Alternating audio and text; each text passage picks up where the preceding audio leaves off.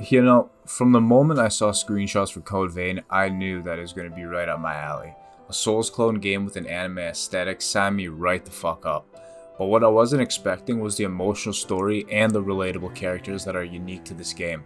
Souls and Souls clone games usually have the same general premise, that the world is ending and those meant to protect it are either unwilling or unable to do their job to save it. Code Vein very much follows that formula, but unlike the Souls games where to get extra bits of lore to understand the world and the characters consists of reading descriptions from items, Code Vein presents itself alongside a story where you not only get to meet, but I feel really connect and understand each and every character. Louis, Mia, Yakumo, Jack, all these characters have driving forces behind the way they behave, and Code Vein does a great job of making sure you understand these forces, allowing you to better connect with the story.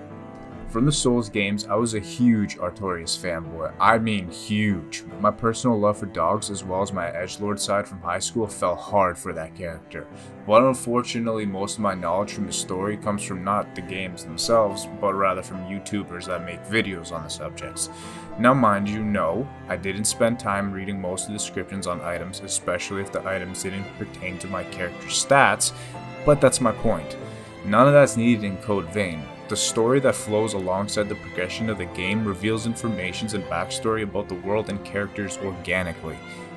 And I feel that's the biggest strength of Code Vein. That is, upfront storytelling makes it easy to get connected to the characters and the world around you. It makes you care about what's going on both a macro and micro level. And a game that's able to enforce that sort of connection really helps in a title where you're getting slapped by every single boss. I mean, fighting the same guy 20 times in a row can get a little bit discouraging, and you might want to just throw your controller or your keyboard or whatever you're using out the window. So it's really nice to have that reason to keep persevering, that reason to continue getting up, a reason to continue fighting after getting slapped by Cannoneer and Blade Bear no less than 24 times. Now for the next little bit, I'm going to be talking about my favorite section of the game, so take this as a spoiler warning. So right off the bat, every character was enjoyable to me, but the one that really stuck out and engraved a connection that motivated me to progress through the story was Yakumo.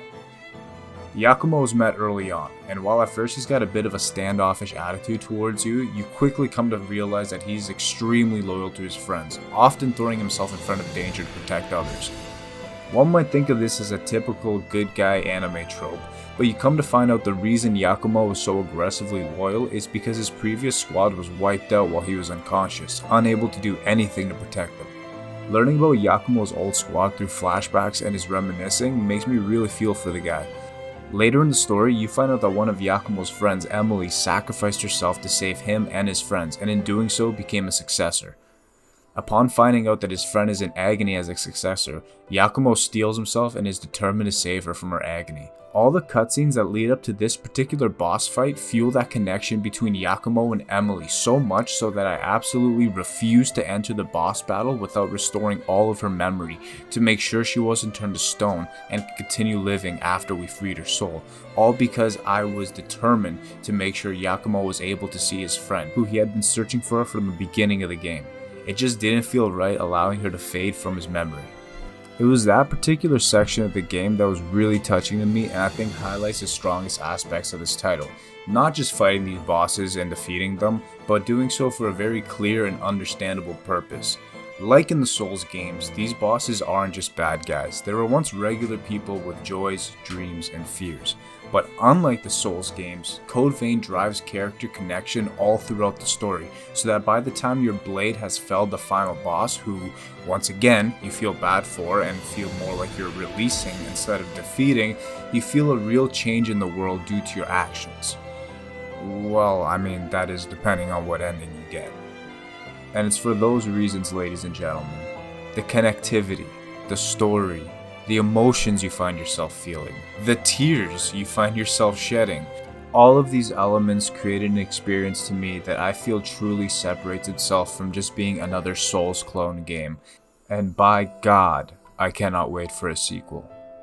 Well, there you go, ladies and gentlemen, my reasons as to why this game is an absolute masterpiece and what separates it from all the others. I hope you guys enjoyed. If you guys would like to see more or like to see some funny videos I made from Code Vein, hit that subscribe button and that bell notification, and you'll be able to see any future videos that I put up there.